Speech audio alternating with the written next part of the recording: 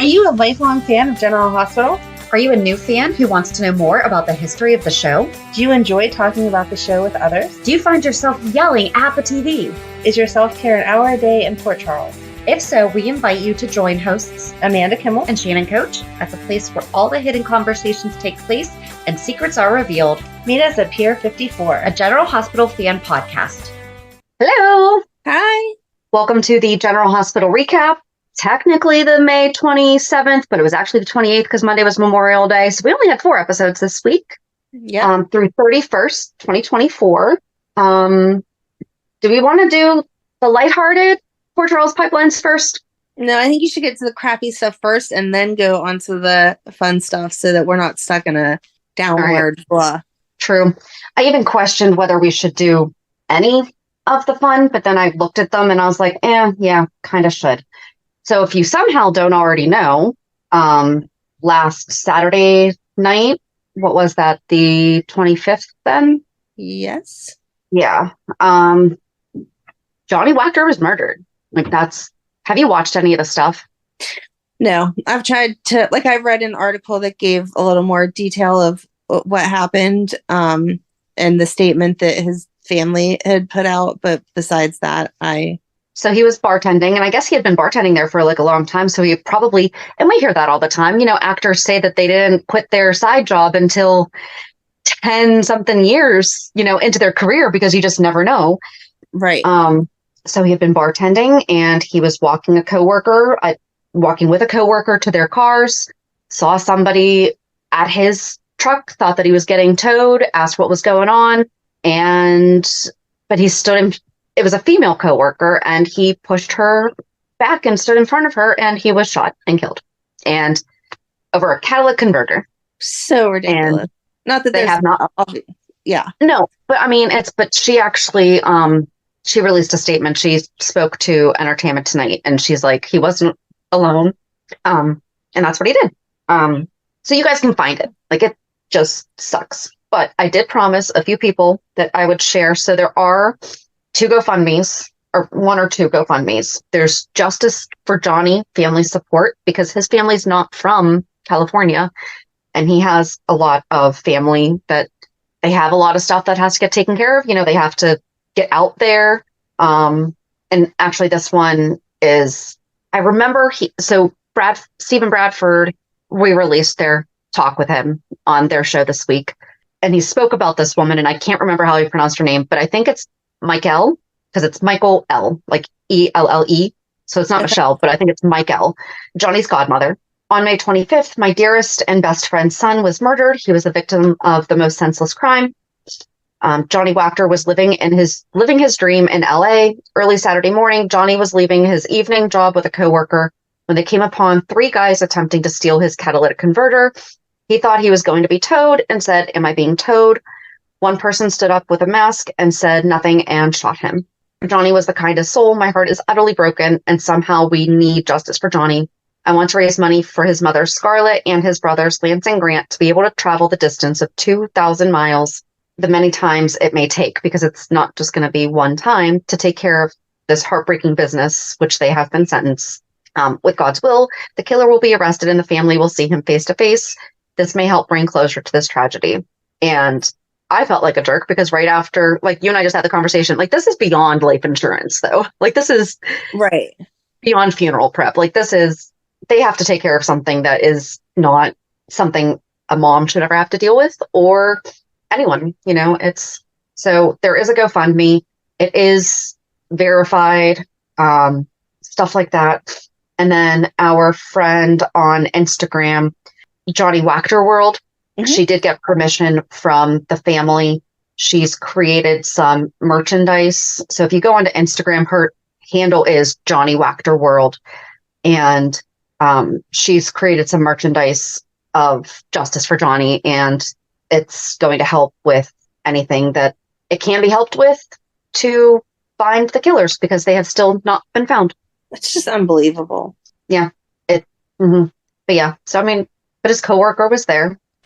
Right. So it doesn't shock us from everything that we have heard about him as a person that he would step in front to protect his female coworker. And it's just, I even think if it was a guy.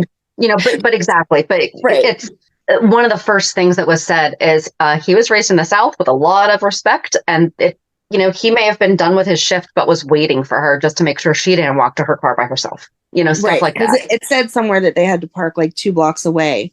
Mm-hmm.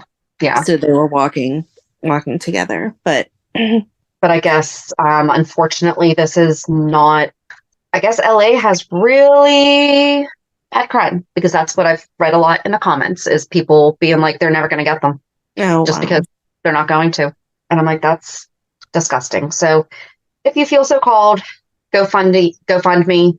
It's Justice for Johnny, family support, like by his godmother. And then go to Johnny Wachter World on Instagram, and there is a link to the shopping page. The main website is spartansbydesign.com, and I guess you can look for Johnny Wachter stuff. But if you go to her website, it'll be, or Johnny Wachter World's site. She's been sharing a lot of their videos that they did together, and so that was a horrible way to start the week. Yeah. I felt that. I called you. I was gonna say it taught me again to never answer Shannon's phone calls because we are definitely texters, and if she calls, it is never with good news. So we have had some good phone calls, but usually we're texting beforehand, and it's like, do you just want to chat because it's easier? Right. It's like too much to text, but you've already got to the point of the good news. Bad news is always a phone call. From now on, whenever you call, I'm going to text you back and be like, no, I don't want to hear it. Just stop. Right. No.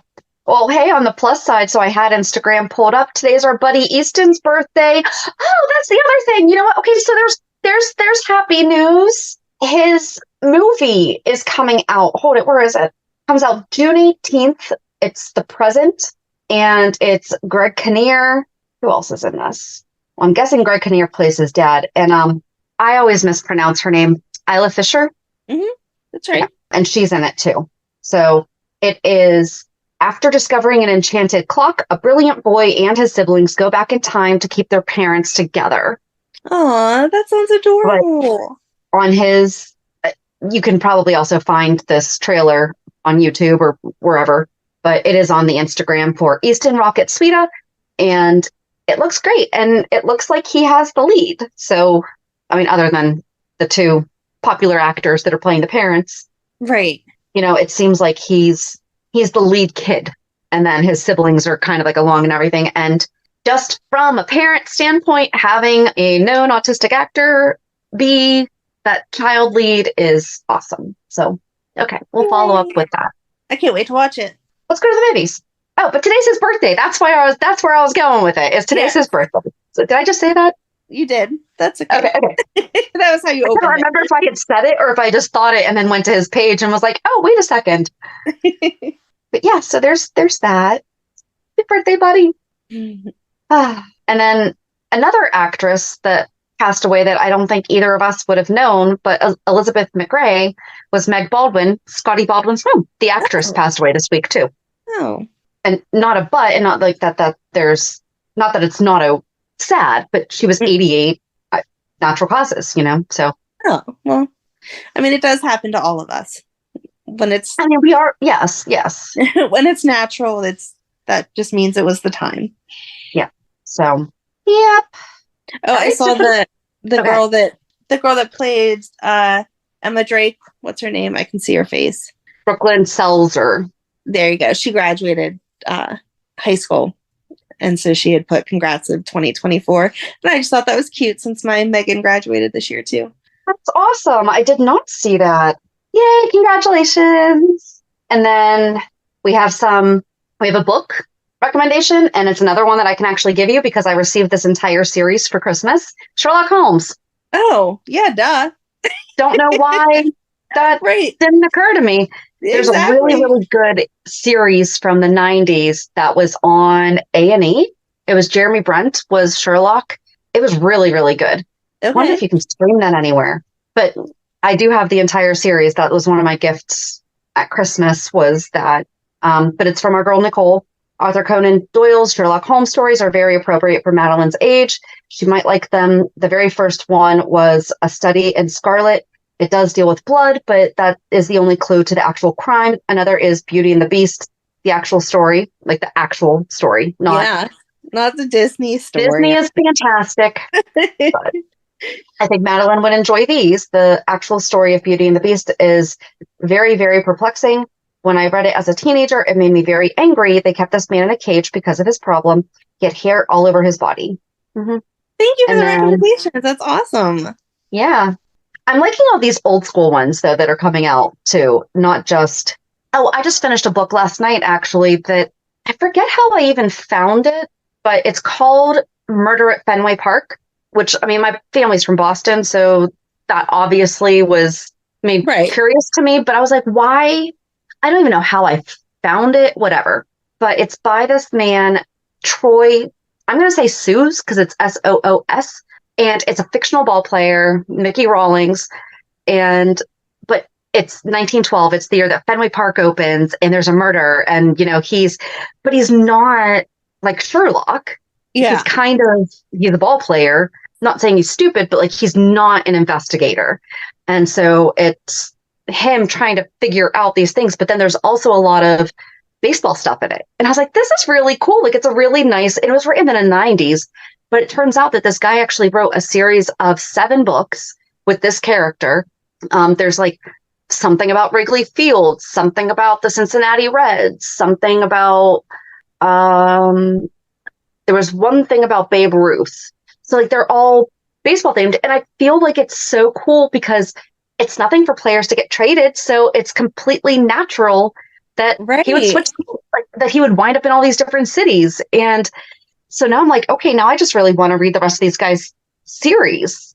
Mm-hmm. And all I kept thinking as I was finishing up, I'm like, this would be a great Netflix series that if they made it like a 6-part series, and there's 7 books, so you could just have 7 series. Bam, right there. Right. Huh. So, or Hulu. It could be Hulu too. Yeah. No, that sounds very interesting. But it was an easy read. So it was, even if she's not into baseball, even if you're not into baseball, I feel like you could still enjoy it. I enjoyed some of the baseball history that was brought into it, but I feel like and I don't feel like you would feel stupid if you don't know it. Right. Because it's also based on the 1912s. So, even if you're a baseball fan, you might not know. Like, did you know that Fenway opened the week after the Titanic sank? No, I did not. Like, that's actually mentioned in there. So I'm like, well, that's really nice because there's probably a lot of people who don't know that.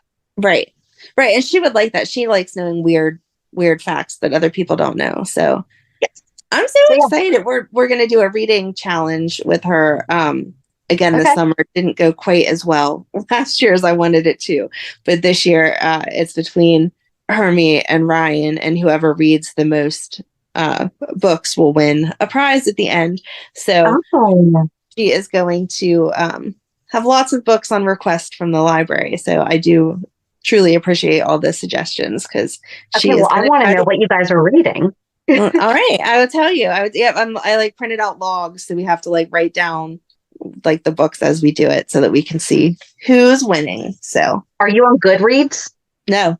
Oh, okay, Goodreads is a great app. So it's for books, and you can have different shelves, and you basically make your own collections of what you want to read, what you have read, what you're currently reading.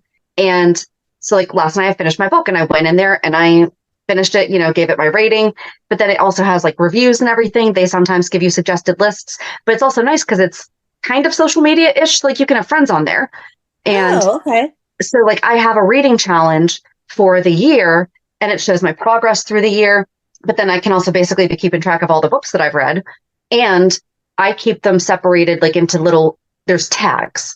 And so I have, this I read for personal, this I read for professional development, this was an audiobook, things like that. So that way I can at least go back and because I'm sure this will not surprise anyone.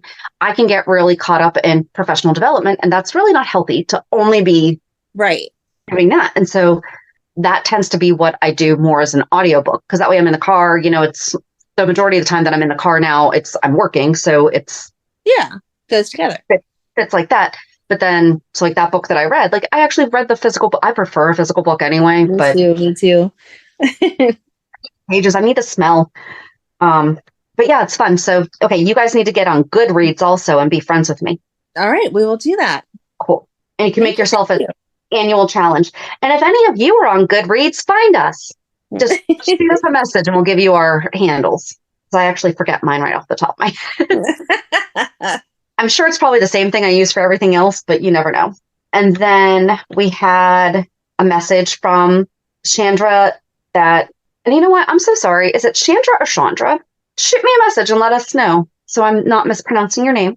But it says Santa Barbara/GH connection. Hi, Shannon and Amanda. I'm listening to the podcast as I type this. Before they were on GH, Nancy Lee Grahn and Lane Davies were on the soap opera Santa Barbara together. You'll find this article helpful. And it's TV Insider. And it says General Hospital, Nancy Lee Grahn and Lane Davies prove they still have chemistry. In 1986, Nancy Lee Grahn and Lane Davies became fan favorites when they were paired together on Santa Barbara's Julia Wainwright and Mason Catwell. Oh, I like those names. They crossed paths again in 2002 when Grahn was tolling on General Hospital as Alexis Davis, and Davies did a 2-year stint as Cameron Lewis. On May 22nd, Davies returned as a new character, Fergus Byrne, who will face off with Alexis in court as she fights to get her law license reinstated. Here the duo, who were also briefly linked in real life in the 80s, discusses their on and off-screen connection. I did not know that they were together. Well, it says briefly. And then it just goes on and it's a dual interview with TV Insider and the two of them. Oh, how fun. So, hold it. What's it say? How did it feel to get back in the swing of things? He says something about like he's out of practice and handling a lot of dialogue. Because if you don't know anything about how they do the show, I feel like a lot of people, if you watch like any of the behind the scenes or whatever, you know, or listen to Stephen Bradford, but like they have to do 100-something pages like a day. Yeah, it's crazy. So he's talking about how I counted my pages. I had 167 over 3 days, like 50, 60 pages of dialogue every day filled with speeches. And then he goes on and he says, I came in Sunday and Lane's sleeping on the porch and I said, get up and get your script. And Grant's daughter, Kate, played all the other parts and sat there and read with us in the living room until we both passed out. And then the interviewer says, wait, Lane, did you stay with Nancy? He said, yeah, I stayed in her guest house. Oh, wow. But he says, I also want to make that a big point of so that her fiance doesn't come looking for me. But I guess he almost stayed for a week. So that's like really, really cool. Oh, I guess he was an attorney on Santa Barbara. Oh, that's fun. Aw, they were cute. Oh, so now I really hope that they do put them together. I know that we were saying that just because we liked Alexis and Cameron, but now I really want that. Okay. I'll put a link to this article in the show notes. That way, if you're interested, or just look up TV Insider, Nancy Lee Grahn and Lane Davies. So, and then it says, on a different note, I can't believe neither of you have read the Nancy Drew books. So we need to okay, let's do this. I'm just going to jump in your family book thing, but maybe you, me, and Madeline should all read the same Nancy Drew book and we can have like a little girls' night talking about it or something. Oh, that would be cute. Yes. Have her pick it. Have her pick whichever one sounds good to her, and I will read it. And if you want to, or she can just read it and I'll read it too. All right. But I think that'd be fun. We could have like a little girls' book night. There you go. I encourage you to pick one of the original books from the 30s or 40s and read it. You could probably knock one out in an afternoon. Perfect. When I came across the books in the series I have not read, I will still read all of them, and I'm 54. Yes, I'm a 54er, and I'm 54 years old. I love it. Okay, I'm off to continue the podcast. I know it's going to be sad as you discuss Gregory. This has been a sad week for the GH cast and crew, lifting Johnny Wactor's family in prayers. Feel better, ladies. We're all on the mend. Yay. Oh, I love our fans. I like that they've named themselves the 54ers. I love that. I do love that. Oh, we need some t-shirts. That's so cute. Yes. Well, the fans of My Favorite Murder are murderinos, so I like 54ers. It's very cute. All right. So I think that might be it for the Port Charles Pipeline. Oh, and I'll put a link to the GoFundMe and the shopping link in our show notes as well. But on this upcoming 411, we're continuing Lila. I think we're only getting through 96, though, because I forgot. Like, I feel like we do this every single time we use Curly Q Girl. In the 90s, we forget that she stops halfway through, and then we have to jump over to Soap Central. Yep. Which is fine. It's just a different research method. And it's like when I'm in the groove of it, I'm like, no, I'm not continuing to 97 right now. That'll just be next week. So, and it's going to be a short one. And then just Hulu headlines. So let's see here. We're recording again virtually. Like I said last week, we will just let you know when we are back in person. I feel like next week we should be okay. I don't want to jinx it. I don't want this week. I was just pure exhausted. I know that sounds ridiculous. Like, how much effort does it take to drive over to your house? But it does. And I just didn't have it today. It has been a very hectic, I mean, all good stuff, but very hectic. Right. No, I get it. So. And it's not even like a bright sunny day. It's a cool rainy day. So yes. I get it. You know, I'm still in my pajamas. It's 1:30 because you text me early and I was like, all right. So on Tuesday, Sam details her plans to help Jason because now apparently we like him again. Mm-hmm. Maxie encourages Spinelli. Alexis gets some answers. Jason and Anna exchange info, and Carly visits Brennan. On Wednesday, Elizabeth has misgivings. Anna confronts Nina. Jocelyn and Trina pursue a move. Brook Lynn affirms her devotion to Chase, and Alexis gets the last word. On Thursday, Sunny seeks out Dex. Dante and Kristina have a heart-to-heart. Maxie issues an invitation. Molly is frustrated. Michael tells Drew how he feels. And then on Friday, Curtis and Portia take on a new mission. Okay. Laura is dismayed. Jason's decision angers Sunny. Chase offers reassurance, and John grows suspicious. So I'm just going to say on the subject of books that Alexis was reading a book that said, "The summer I went, but then I could not finish. I could not catch what the end of it is." That's the worst. I tried to Google it, and there wasn't anything popping up. The only thing that was popping up is "The Summer I Turned Pretty." But even if you just type in "The Summer it's only "The Summer I Turned Pretty" that really pops up. So I'm going to guess that it's not a real book. I'm going to write a book with that name since there's not a bunch popping up. I was just thinking of that the other day, like writing a book, but what would you name it that there's not 1,000 other books with the same title? So yeah. I don't know. So unless, and if you know what book it was that she was reading, let me know. Maybe I just misread. I don't feel like I would have misread the word "went" though. No. But Fergus joined her at the diner. I like how coy he was. He's like, "What are the chances we both pick the same diner?" And she's like, "Seriously, there's like one here." Exactly. We're in the smallest town ever. If you want to eat, this is your only choice. Right. And I like him. But he was just such a jerk. Everything she said, he kept twisting around and acting like she was making excuses for things. And she's like, your reason for wanting me disbarred is not the reason you should want me disbarred. And then you used information from Ava, who just did it to be a jerk. Like, she's just mad. And she then went to Ava. Did she go to Ava? No, she called him out and she's like, so you were friends with Ava before? Right. It's not like they knew each other. Right. She did go to Ava eventually and was like, what the heck? And Ava was like, I just don't like you because my brother fell in love with you and then you broke his heart. And she's like, what about your brother holding a knife to my throat and all the other things that happened? And Ava's like, no, I'm still mad at you because you broke my brother's heart and I'm not going to apologize. You destroyed your own life. Get over it. Right. She's becoming much more cold and unfeeling, Ava, as time goes on. Like, they had softened her up for a while to get everyone to like her, but now she's going back to like, she has no compassion. But she's not even going back to, because yes, they softened her up. I feel like after Avery, they probably softened her up a little bit, but she was still always at the core Ava. It's like we've been saying the past few weeks, they're completely changing the core of her character. Mm-hmm. And Ava is smart. She is, I don't want to say calculated, but yeah, she is calculated. But she thinks about things before they happen. Right. You know, she sees the long game. Right. So she's not led just by her. Right. But even, I don't know. It's just weird. I just didn't like how she was like, no, I don't know him. And then Alexis was like, really? The brother of Dr. Burns and blah, blah, blah. And you testified to him that I did these things under oath, blah, blah, blah. And then she's like, oh, yeah, exactly. I know who you're talking about. Right.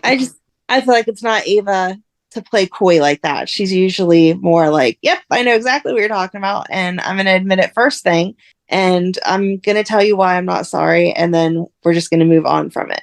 Yes. So, and the way she confronted Joss this week, I didn't feel like that was her either. Like, Joss and Trina are having a conversation about Dex, and then she comes in and is like, Jocelyn, it's not polite to spread rumors. And Joss is like, what are you talking about? I was there. I saw him. Well, you didn't actually see Sonny hit him, so you're just spreading rumors. No? That's what okay, you know what? That's where, because I'm like, there was something specific that happened this week. I mean, okay, yes, her response to Alexis was, what? Why are you responding that way? When she said to Joss and Trina, oh, girls, you just don't understand pregnant women. Right. Like, and how they respond. And, oh, honey, when men drink, they fight. What? Yeah. No. No. I don't feel like not the excuses. Kristina may be emotional because she's pregnant, but she did not imagine what she saw because, like, you don't hallucinate when you're pregnant. So what are you talking about? You might, but if you're hallucinating that somebody is being beaten up, that person does not suddenly have a black eye and a split lip. Right. Exactly. And then to just excuse Sonny's behavior, like, oh, when men drink, they get a little out of hand. Okay, they may like get a little loud or something, but they're not punching each other in the face and kicking each other in the chest. Like, that is not proper. I mean, have I seen it? Yes. But right. It's not the typical, you don't go to a bar and expect to see a fight. Right. You want to go get some drinks tonight? I mean, we may get beat up because you know how men are when they drink, but I know. Just to have Ava even say that phrase was just stupid. Right. So yeah, I don't like what they're doing. I mean, we mentioned it last week too, of the way she's manipulating the situation, but it doesn't even make sense of what she's trying to do. I disliked her character even more this week because it was just not things that Ava would say. No. And I feel like even just out of respect for Trina, she wouldn't confront Joss like that. No. So, not happy with her. That's a good point too. Yeah. But I guess Joss and Trina are talking about getting an apartment together, and because now they're just tired of the dorms. Yeah, they don't want to live on campus and hear all the noise in the hallway. There's a whole lot of other things that we could be saying about what Trina's comment was. About, oh, and you only save your noises for Dex's place? Honey, you need to be finding a new roommate then. You need to find somebody new to live with. That is not standard. Yeah, I agree with why she'd want to be looking for separate bedrooms now. An upgrade to that, because that's awkward. I mean, is Trina just going to be footing the whole bill? Like, what's going to happen here? I'm sure that Joss has some money from working at Kelly's that's now Bobby's, or maybe her dad would help. Yeah, that's true. It's a luxury we don't have, but some people's dads do help. That is true. That is true. That I know it's a foreign concept to us for college age kids, but I've heard it actually happens. That is true. Yeah. Okay. I will be interested to see where their apartment is. Like if it's an apartment like what we imagine Chase's to be, which is relatively small, or if it's going to be like in the same building as Ava's apartment where Nina's living, that's like ridiculous. Right. Oh yeah, I guess we are going to have to get a new location then. Yeah. Oh, that doesn't really take us anywhere. No, they were kind of dead endy. Well, we could follow Ava to Nina. True. And Harriet Nikaya is the name of the artist who is coming into town. And I forgot to see if that's a real person. Hold on. I don't think so, because I feel like even though I probably just misspelled her name, it still would have come up with something. Right. Okay. But Nina did not put her in her announcement in Crimson. She bumped it because of the Willow. That's right. My daughter. Yes. my daughter that's now paying attention to me for 1 second because she like said hi to me. I bumped everything. I feel like, first of all, the art show is happening soon. The stuff with Willow, they haven't even like shot promos yet or anything. So you could have put the art stuff in this week and the Willow stuff next month. And even if not, like, how big of a spread did you need about this art? You could have just done an announcement of the Port Charles is featuring this artist on these dates. Come check it out. One page. Well, and Ava's announcement is more print friendly. So they could do a mini bio of that artist, show some sample pieces, of what they look like, and encourage people to go. Willow is being a spokesperson, and yes, we do have print ads for spokespeople, but typically, like, Willow is working on, and Nina knows this because she practiced it, a speech, a commercial that is more suitable for their online presence. So perhaps Nina should just be sharing, like, it should be an online article, not a print article. Yep. So, yeah. And then Maxie called out Nina, and she's like, why are you making Ava mad?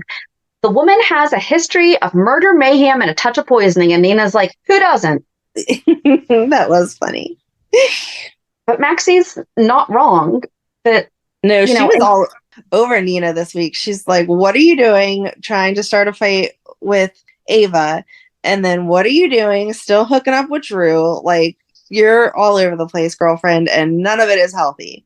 Well, I think that Maxie at this point is just over other people's personal issues ruining her life, and not even ruining her life, ruining her business, like her work, her children's future. It's not just she's surrounding her personal life with dramatic people, even though Nina is a personal connection also. Between Lucy and now Nina, like, Maxie has 2 grown adult children. Right. And yeah, Blaze's mom sticking her nose in the middle of it. She's going to go nuts. Yeah. I want to see Maxie just take them all down. I'm going to go ahead and take over Crimson now. I'm going to go ahead and take over Deception. Thanks. Yep. You guys go back to the playpen. Yep. It's ridiculous.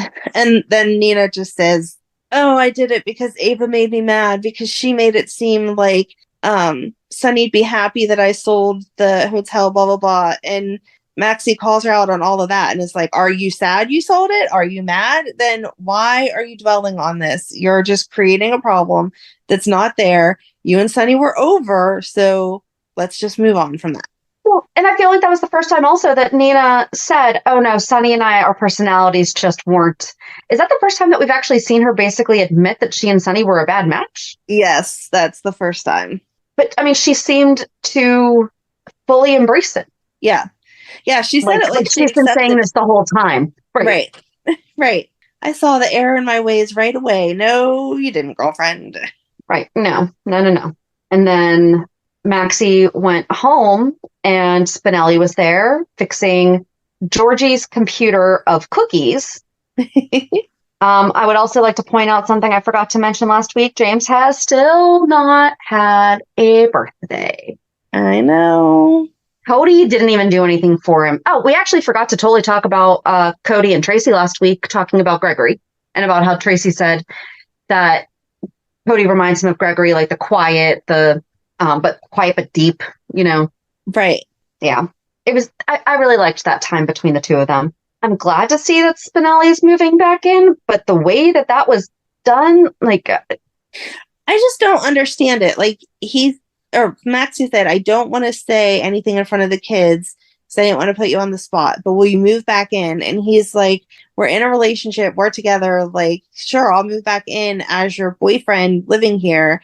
And she says, no, I'm still not ready for that, but you can move in as a roommate and then we'll see where it goes. Like, first of all, the kids are old enough that they're going to pick up on you guys, like, looking at each other a certain way and kisses here and there and whatever, that they're going to ask you what's going on.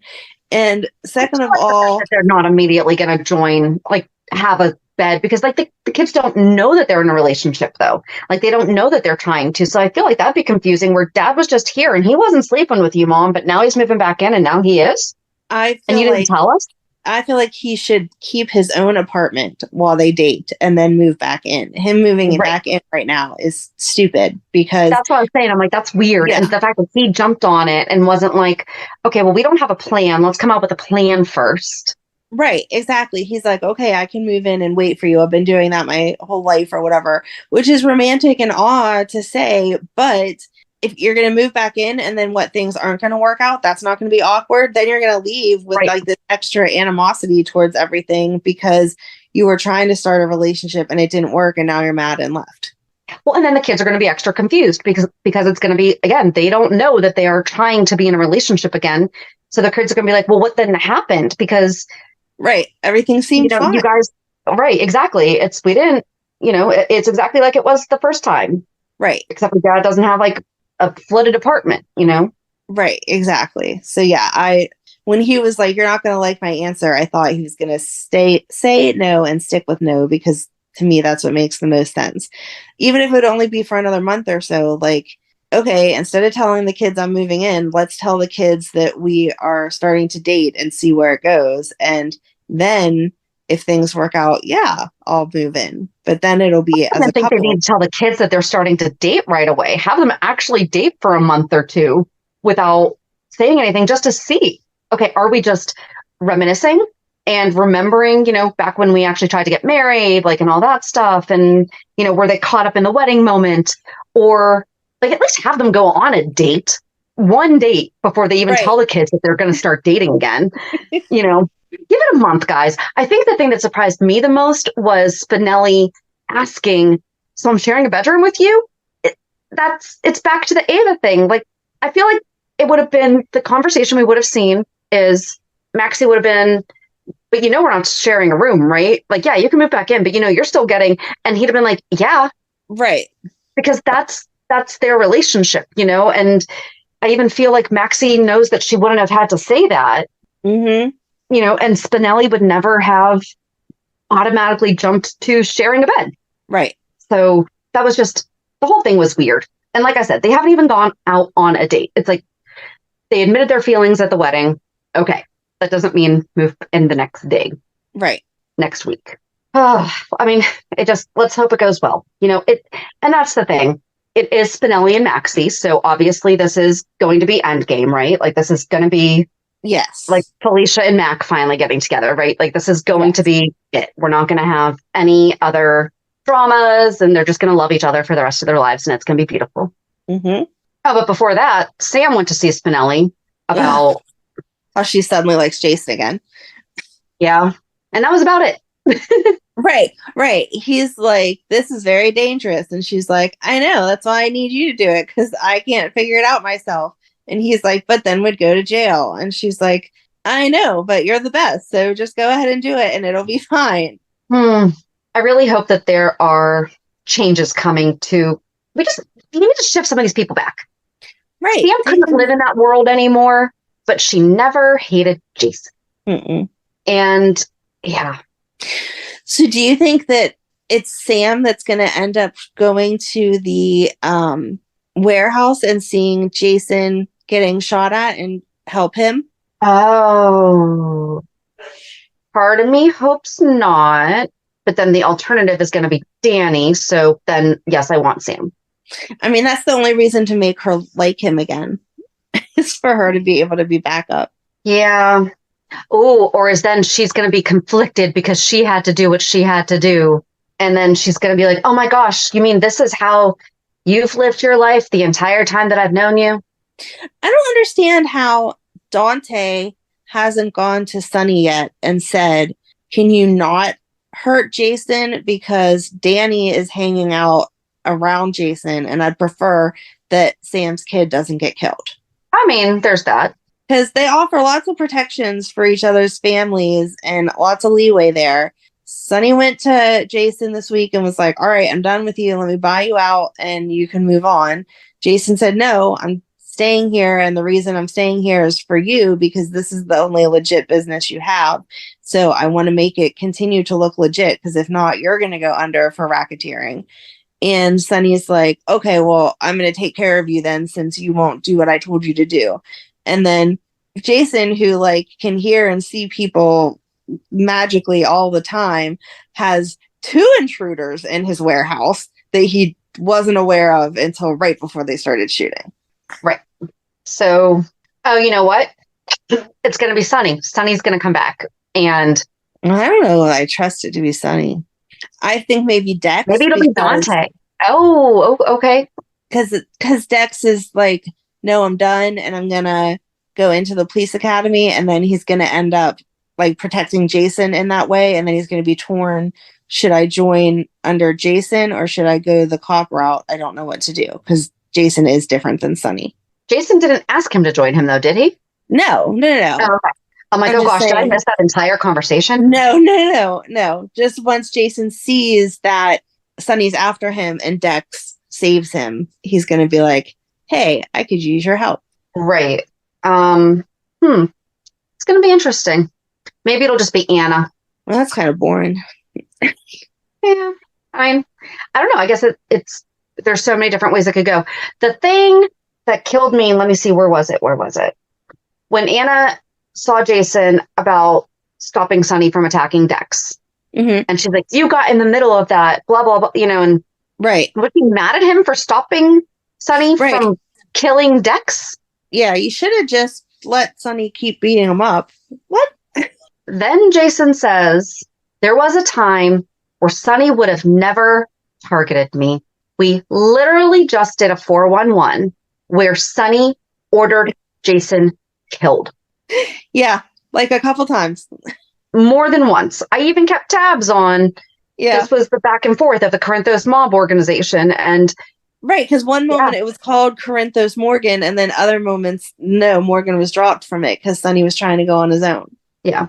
I do hate to say it. I think that it was, I don't know. I understand. I really want to know if the actors ever say, but he literally had a hitman after Jason like 10 years ago. Right. I remember the line still. Right. No, Sonny, don't kill me. And then, okay, Dante and Kristina's conversation. Oh my God. That was absurd. Well, is that what it was like when Dad shot you? It couldn't have been because he didn't go to jail. And I did like Dante's answer, though. And he's like, in the meantime, I had gotten to know you guys, and you guys were all young. Yeah. But again, TJ was kidnapped as a teenager because of Sean's association with Sonny. Uh-huh. Kristina knew TJ then. Mm-hmm. Molly knew TJ then. Uh-huh. Like we talked about last week, Kristina had the mob princess, which then Carly was saying something about to Molly that Kristina grew up hearing rumblings, but nothing more. Yeah. I don't know how they're rewriting history and no one is remembering it to be like, that's not how that happened. I'm looking up Kristina's background real quick just to see, like, is there... First sentence, it's going to be like, mob boss princess. Right? All right. So, background, blah, blah, blah.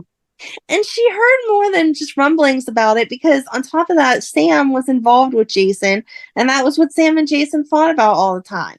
But they were younger. So I could see where perhaps teenage Molly and Kristina weren't aware of Sam and Jason's rift. Because remember, they did that Valentine's Day for them. Like they put together that Valentine's Day when...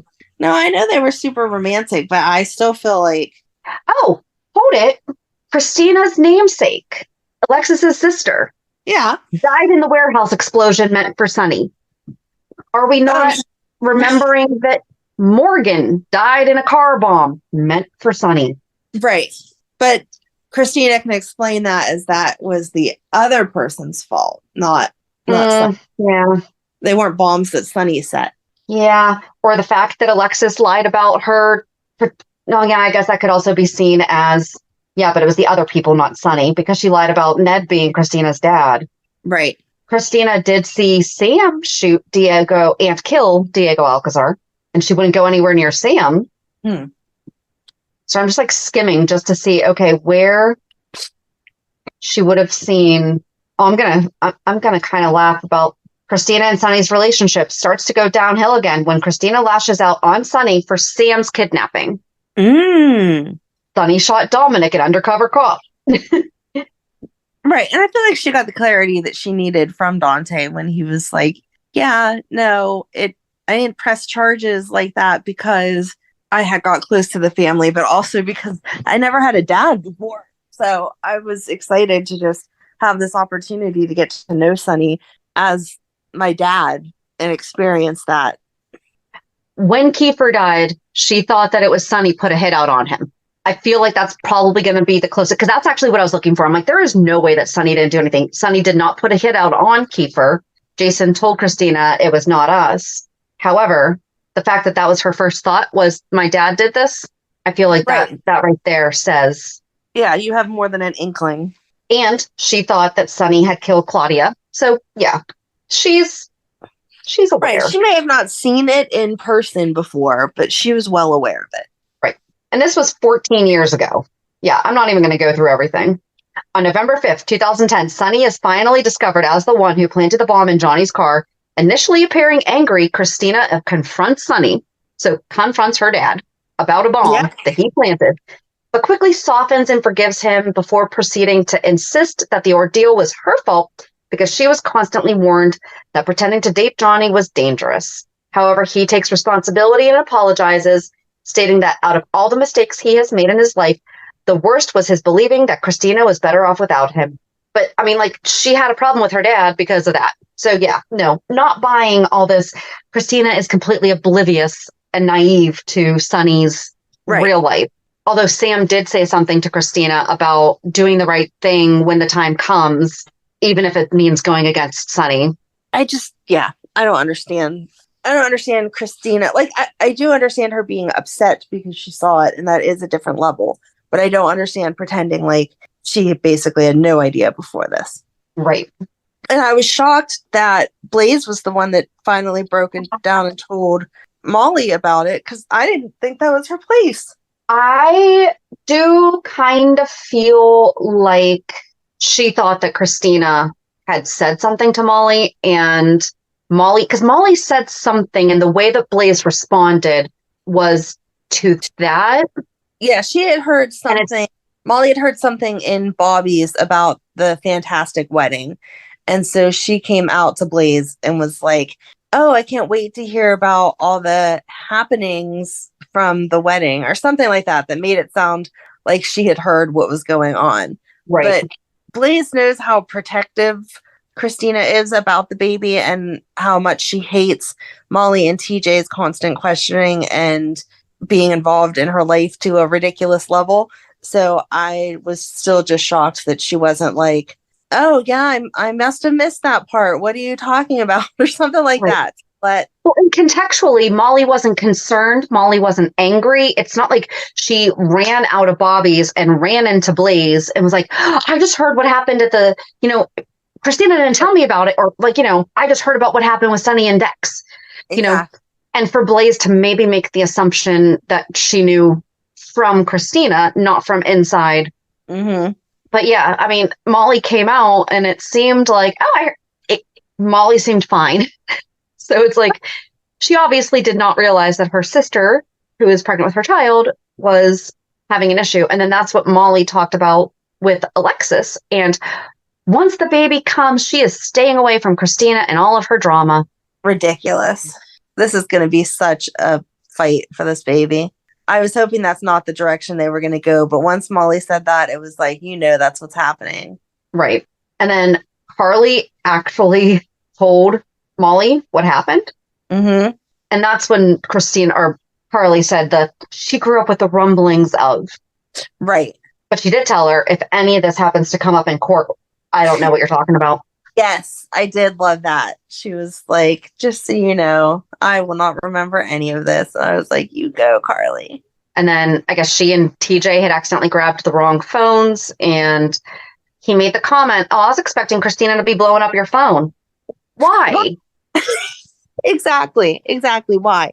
They had already said that Kristina only called whenever she had an appointment or something like that, that she was giving them information, that she was trying to not be blowing up their phone and live her own independent life, because she's not just baking a baby for them. And then he's like, oh yeah, you didn't get any calls from Kristina. that's odd. No, it's not. Like, you No. weren't invited to the wedding. It's not like we're going to sit and gossip about other stuff that may have happened at the wedding or something. Right. I don't know. And now And then Molly's going to Dante. keep this big secret. Yeah. Sorry. No, you're fine. I was just going to say, I'm like, because then Dante talked to Dex about pressing charges, and Dex is like, I'm not going to because of Kristina. I don't want to put her through that, and really at the end of the day, he's like, what? Sonny's going to go away for a few months. And if he doesn't try to kill me while he's in jail, he's sure as heck going to do it when he gets out. Right. And then Sonny goes to Dex too and is like, hey, I won't try to kill you anymore because you didn't press charges. But if something bad happens again, I may try to kill you again, was basically what he said. Well, but part of the reason that he even went to Dex about that is because he ran into, almost literally, Joss ran into him in the park. Right. And then Joss was for once doing the mature thing and just walking away. And Sonny's like, what, you have nothing to say? No. You cannot antagonize somebody and then get upset when she was taking a higher ground. She was like, no, I don't. And he's like, just get it out. You've always been able to tell me this before. And she's like, yeah, that's because you were taking care of me. You were my dad, and she told him that Dex is not pressing charges because he's doing what Sonny won't, and that is protecting his kids. Yes, I liked that statement. Like, she got him where it counts. Yep. But then that's what prompted Sonny to go to talk to Dex about, hey, bad blood's between the two of us. Like, it's over. I'm not going to continue to antagonize you unless, like you said, but then that's when Kristina and Dante talked about Sonny shooting him not being an accident. And he's like, yes, I lied about that. And then Blaze talked to Joss about the fact that she accidentally spilled the beans to Molly. Right? I liked that Blaze apologized to Joss, though, because she was like, I thought that you were just in Kristina's business being a jerk for no reason because you didn't like Sonny. And now I come to see, like, you actually did know what Sonny was really like, and you were trying to protect Kristina from having to find out the way that she did, especially in her condition. So right. Oh, but then Sonny goes to clear the air with Jason, like you said earlier about, the conversation that they had and everything. I wonder if that's because then that was right before the shooting started. So I wonder if it will be Sonny that goes back. Yeah, I don't think it's going to be Sonny. I don't think he's going to call it off. So, well, but that's not Sonny's shooting. That's not Sonny's guys shooting at Jason, is it? I think it is. You think it's one of the other families? I think it's probably like one of the FBI guys. I assumed it was Sonny taking action right away. After he had just said, I'm not doing this? No, he said he wasn't going to do that with Dex, but with Jason, he said, sell me the business or whatever happens. And Jason said, I'm not selling the business. Yeah. So I don't know. Sonny's going to come after Jason because he wouldn't sell him the business. Oh, I guess I didn't take it that way. I just might not have been picking up on. That was Friday. What the heck was I doing? I was going to say, I could be wrong and reading more into it or something. But yeah, the way that I took it was Sonny would leave him alone if they moved on their separate ways. But since Jason wouldn't give up his part of the business, Sonny was like, okay, well, I'm going to get the business back one way or the other. Either you give it to me willingly and I pay you for it, or you're just not around to run it anymore. Yeah. Okay. I guess maybe I was just taking like the same vibe that he had with Dex of unless something else happens. Yeah. This is where we are. But no, that's, yeah. So I think that's all the Sonny stuff. I think so. I don't like the way that the Netflix or the Hulu headlines described it as like Brook Lynn shows that she's there for Chase. Like, first of all, she's always been there for Chase. And second of all, they literally just got married. What, you think she's going to say on day one of their marriage, oh, this is too much, I'm out? Like, what? Right. Of course she's there for him. So it was sweet that Tracey brought over that bottle of wine and was like, you should at least have this since you can't be in Italy. So we would not have been having that if you were over because I do not have an extra $300+ to be spending on a bottle of wine. Wow. Yeah. I thought they were going to decode for us. Remember, like 2 weeks ago, we were talking about Sasha finishing that bottle and like, why was it so important that they kept talking about that bottle? Well, I thought that they were going to say like some type of comment about, yeah, this is our last bottle because Sasha drank the other one or something, but they never linked it back. That just like happened that day and nobody's talked about it since. well, because remember, I even said, I was like, what if it had been something special that they were, yeah.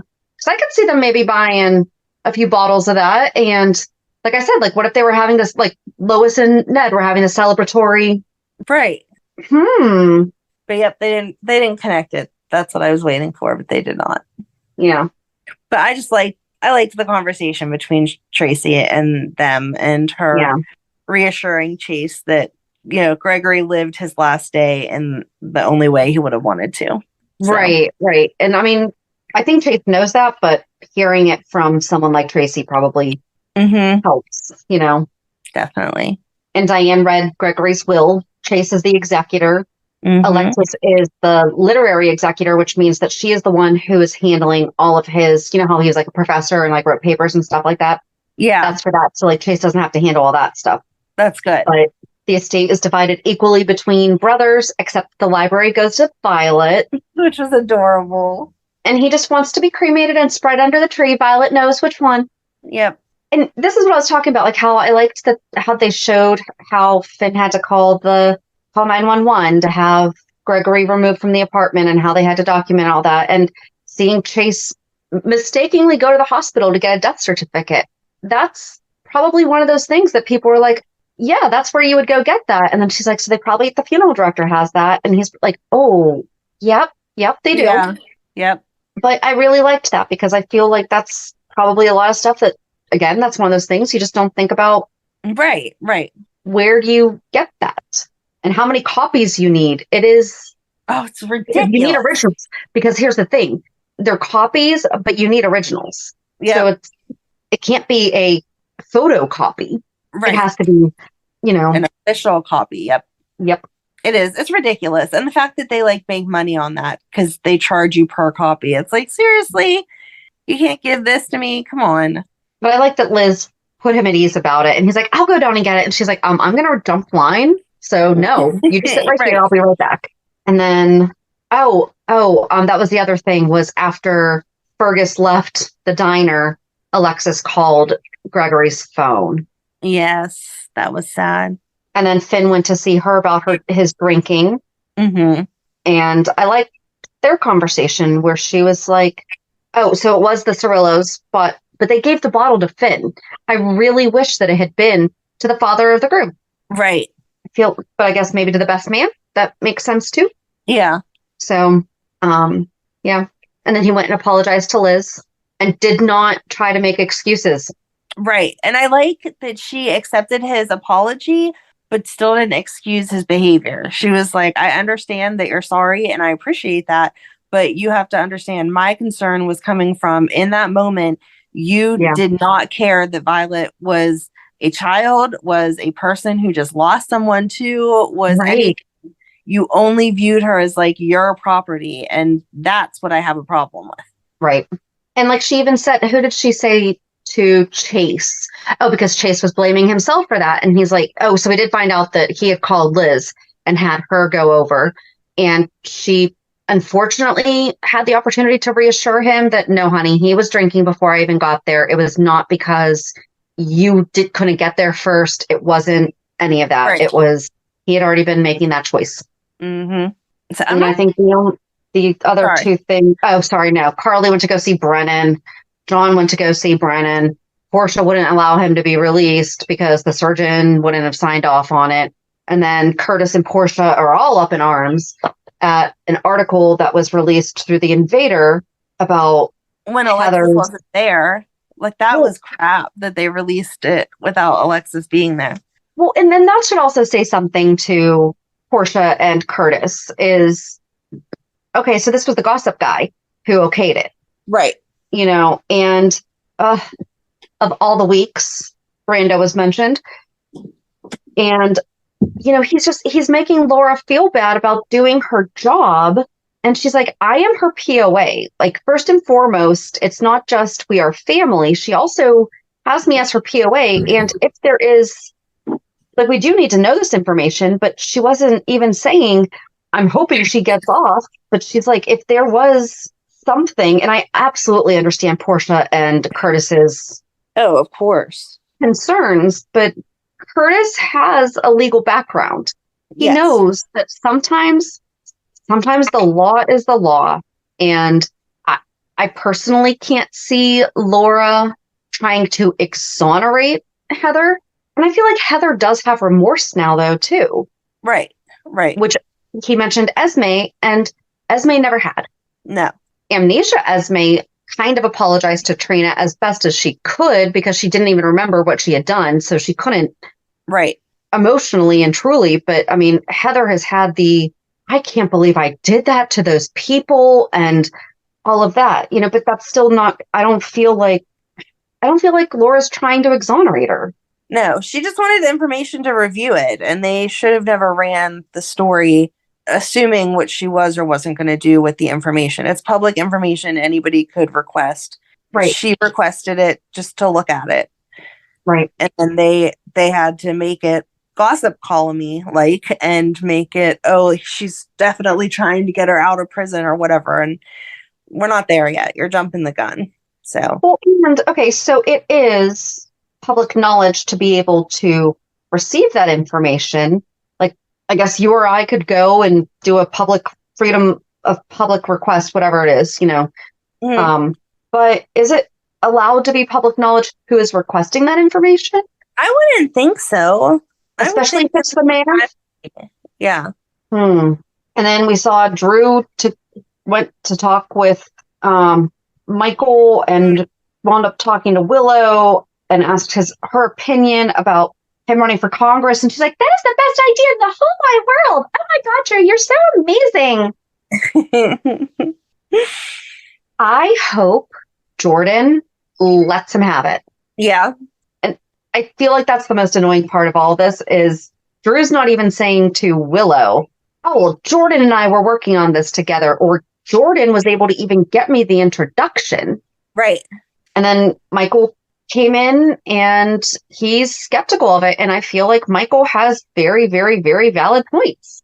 Well, I think that they should be questioning it because Jordan was the one that came up with the plan, but Jordan wasn't the one who originally introduced him to the congressman. That was Nina.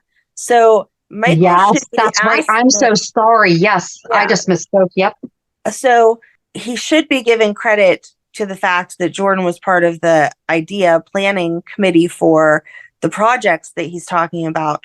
But anyone should be concerned, like, what is Nina's hand in this? That suddenly this politician is like, oh, hey, I know you were just charged with racketeering. That's okay. I think you'd make a great congressman in my place. That's suspicious. Yeah. Jordan knows him, though, doesn't she? I think when he came to the office for Drew to show him the proposal, they did say that Jordan was aware of him, but I don't know what the context was.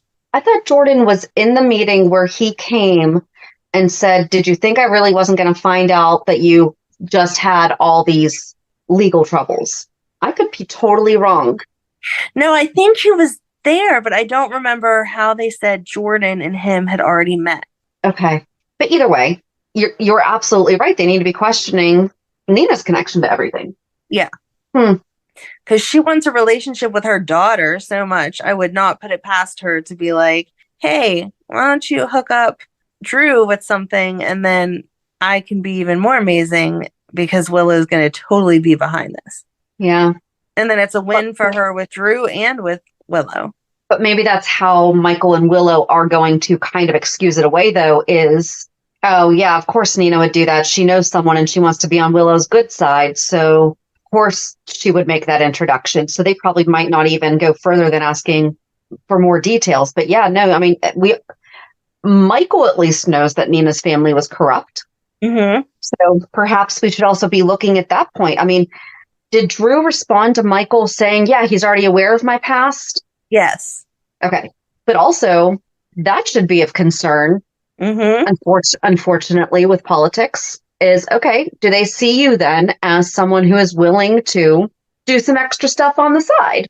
Right. Yeah. I don't know. It's just. I feel like there was a lot of open-ended stuff this week that I don't know if it's because we were missing that day or what, but like we didn't get that extra hint of what direction it was going in or why. Well, and did Drew mention that the congressman suggested he change his last name? Because Willow said, oh, Congressman Kane. Yes. And it was like, no, he wants me to change my last name. But did he say that?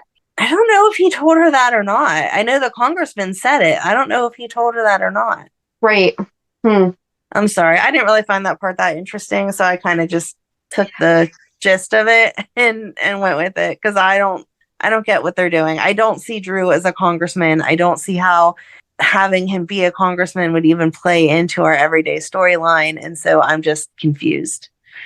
I could see how it would play into the storyline, or the thing in general, but it's the Willow's getting this job as a spokesman for a company that she doesn't even have an affiliation with. Drew's being handed this congressman position. It's not even like, what would have been great is if Willow had started, I don't know, maybe doing the volunteer work that they had been discussing, and she volunteered for that organization. And then she found out about all the great work that she did. And then she mentions, oh, my husband owns a media company. Maybe we can help get you out there because you guys are such a little known organization, but I would love to introduce you and blah, blah, blah. And then it's mentioned, well, we just need a spokesperson. And then maybe the person that she's volunteering with suggests that it be her. Right. I just still have a problem with the fact that she's going to be a spokesperson for an organization that she did not even receive services from when she received services for the thing that they are doing. Yep. So, yeah, all the research is being forgotten about with everything. But yeah, I don't know. I think that was it, though. Okay. Reality check. So what was your reality check? Exhaustion. Good exhaustion, but exhaustion. So Megan was supposed to graduate Wednesday, but it was all rainy and stormy here. So they pushed it back to Thursday. And it was beautiful weather. Everything went as planned. So she is officially graduated high school. Thank God. I don't know that I can stand any more of it. I'm 3 down, 1 to go. We have achieved this without any grandchildren being born or anything ridiculous that I put my poor parents through. So I'm a happy mama. Yay! Yeah. And then Friday was Madeline's last day of school, and yesterday was Madeline's dance recital, which I love because she's so cute, and it's nice to see what she's done for the year and stuff. But I don't know why she gets more nervous doing it in front of family and friends than she does at the actual competitions.